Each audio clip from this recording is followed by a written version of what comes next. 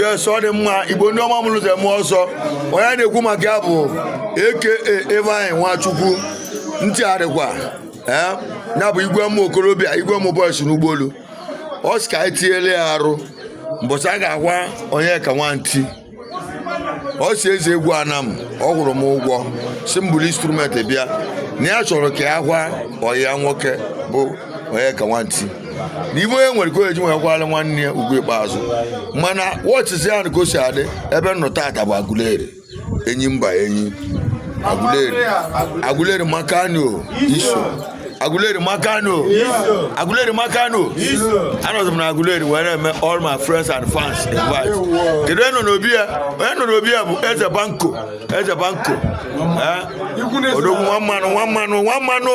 deji enu ebi na mbọ ka igburu n'ogbu mgbu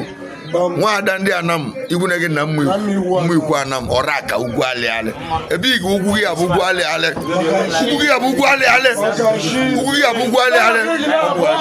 onye akpọtụ mbọchị ya akwa Onyeka Nwanti